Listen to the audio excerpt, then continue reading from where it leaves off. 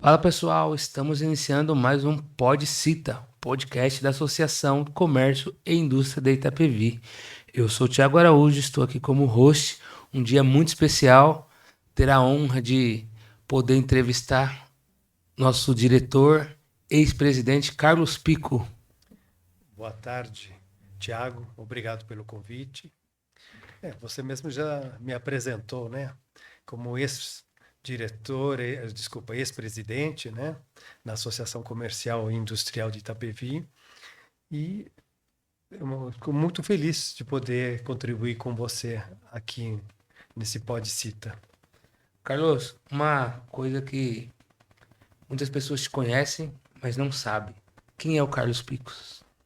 Carlos Picos, bora. Já estou com 66 anos, sou descendente de espanhóis e com 9 anos tive que mudar todo o meu contexto linguajar, né? Porque eu falava em outro idioma. Sou brasileiro, mas fui criado fora. E além dessa transição toda, sempre estudamos em escolas do governo, até a minha formação. Então, o Carlos Pico se formou como engenheiro eletricista em 1985.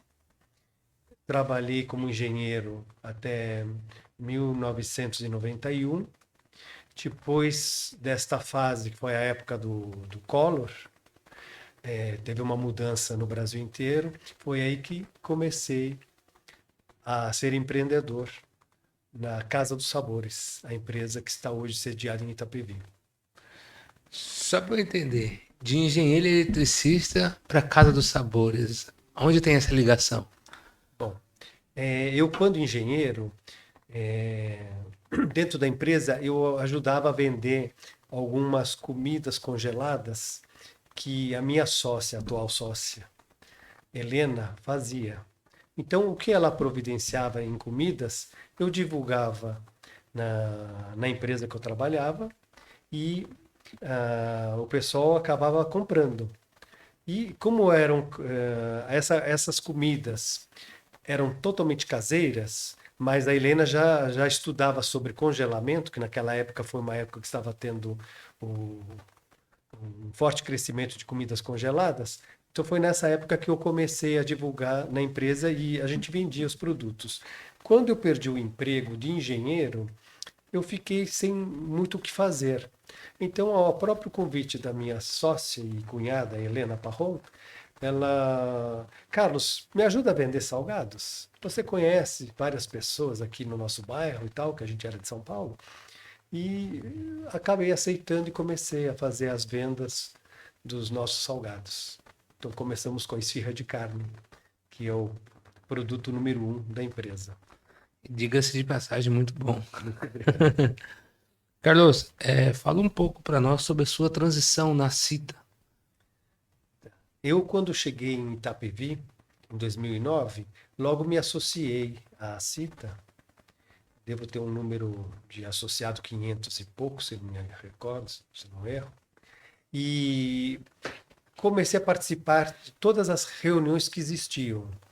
E no anos, na sequência, eu acabei entrando como secretário. Então, eu acabava redigindo as atas de reunião de tudo que era explanado nas reuniões. E depois percebi que a gente precisava melhorar um pouco mais a associação. Mesmo na minha simplicidade, eu acabei entrando numa chapa para ser presidente, concorrer à presidência da Associação Comercial. E eu consegui ser aprovado e foi um ano de transição, foi um ano de mudanças. Não foi um ano que a gente dá sequência como hoje em dia os novos presidentes, as novas chapas, né, continuam com uma certa tranquilidade. Acabamos ajustando algumas coisas que eu naquela época achava que eram necessárias, né? E graças à diretoria daquela época conseguimos fazer essas mudanças para a CITA. E desde então a gente continua ainda com alguns trabalhos que foram efetuados naquela época até hoje, elas percorrem. Deixando o seu legado, né? Deixa um pouquinho o legado, isso Que mesmo. legal, que legal. E, Carlos, como que a associação pode ajudar o comerciante de Itapevi? Bom, a associação, o próprio nome dela diz, Associação Comercial e Industrial de Itapevi. Ela atinge tanto o comércio, como as indústrias e como o serviço, né? É claro, nós aqui em Itapevi, no nosso município, temos um monte de CNPJs, mas não são todos os CNPJs que estão associados à CITA. Eu vejo que a CITA, por ser uma entidade sem fins lucrativos, todos que estão no corpo diretivo se dedicam de corpo e alma.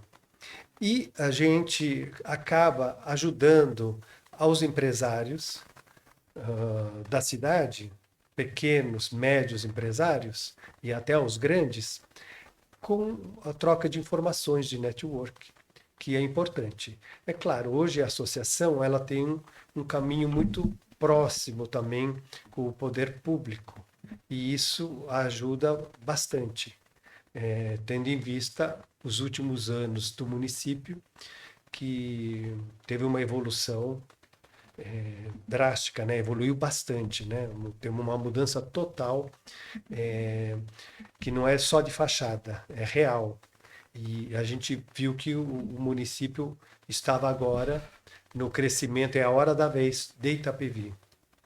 Que legal. A Casa dos Sabores tá aqui em Itapevi desde quando? Desde sempre? Não, nós fundamos a Casa dos Sabores em 1991, em Itapevi. Mas a gente tinha empresa na zona norte de São Paulo, no bairro Vila Maria, né? Onde a gente começou a crescer. Depois a gente teve a necessidade de vir para o município. A minha sócia tinha os interesses próprios dela, né? E a gente não tinha como ficar afastados, então nós trouxemos a empresa para Itapevi. Então nós estamos desde 2009 aqui no município. Já é um bom caminho, né? Desde 2009. É, a Casa dos Sabores hoje ela vende, industrializa e comercializa salgados. Quem que é o seu mercado principal? Uma boa pergunta. Nós começamos fazendo os mini salgados para buffets, tá? Mas depois a gente percebeu que não dava para mesclar os mini salgados em grande escala com os salgados maiores. Então nós acabamos optando em trabalhar com salgados maiores. Então os nossos clientes são cafés, lanchonetes, é, cantinas escolares, né, ou de faculdades. Então nós estamos bem diversificados. Então nós não temos um público específico, só cafés, só isso. Então a gente tem uma oscilação de grandes vendas na época de escolas, depois nas férias nós temos os shoppings, né, os cafés de shoppings, onde dá um equilíbrio, mas a gente atende a maioria, a gente chama, denomina como cafés. Legal. Vou fazer uma pergunta, não brigue comigo. Os salgados são feitos na máquina? Não. Os nossos salgados são todos, não vou brigar com você, são todos artesanais. Esse é o diferencial da Casa dos Sabores. Quando a gente teve a proposta de abrir a empresa, era manter a qualidade do caseiro. Então, nossas receitas são todas caseiras. A gente, nos recheios, onde vai cebola, alho, é tudo trabalhado por nós, nós que descascamos a cebola, picamos, etc. Não compramos esses temperos prontos, né? Que é um grande diferencial. E as nossas massas, elas não se adequam a equipamentos. Então, a gente tem que manter sempre o número de colaboradores para a gente poder produzir os salgados com esta qualidade. E, aproveitando, falando em colaboradores, temos que agradecer sempre a nossa equipe. é uma equipe que foi treinada por nós, mas sem eles também nós não teríamos nossa existência. Então a gente está sempre muito contente com o trabalho que é desenvolvido pela nossa equipe de colaboradores. Então, 100% dos salgados é feito à mão ali. Sim, artesanal. Nós temos alguns equipamentos que nos dão o peso, o corte, tá? Mas são todos fabricados manualmente. Que legal, Carlos, que legal. Ô, Carlos, nós estamos em 2026. Sim, Há 6 anos atrás, exatamente nesse período, nós estávamos passando por uma pandemia. sim. O que vocês fizeram para se reinventar diante dessa... Uma pergunta bem inteligente. Naquele mês de março, que foi uma fatalidade, nós recebemos a orientação da gente colocar os colaboradores em férias. E nós o fizemos. Mas prontamente as férias foram terminando, a fase da pandemia não terminava, né? E aí nós vimos que estávamos com as mãos atadas. Como o nosso público são as lanchonetes, como agora há pouco comentei, nós precisávamos escoar os nossos produtos de alguma outra forma. E nós percebemos que a gente não distribuía para supermercados, né?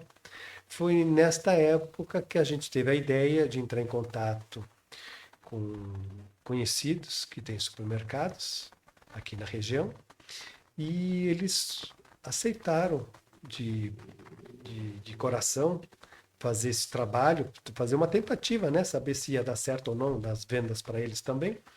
E, para nossa surpresa, foi onde a gente conseguiu recuperar aquela fase, aquele momento tão difícil. Então, a pandemia trouxe mais um canal de vendas para a Casa dos Sabores. Sim, E hoje ainda fornece para supermercado? sim, ainda fornecemos para alguns supermercados. Que legal. Isso que é importante, né? Nós, empreendedores, empresários, nós temos muito adversidade no meio do caminho, né? As pessoas, elas acham que é um mar de rosas empreender, só que não é. Veio essa pandemia, todo mundo teve que se reinventar, fazer ali. A dúvida foi o que fazer para poder não quebrar o negócio. Por quê? Por trás de você tem todos aqueles colaboradores ali que estão contigo, tem as famílias deles, e além disso, isso eu só estou falando dos diretos, né? Fora os indiretos. Direto, sim, isso mesmo.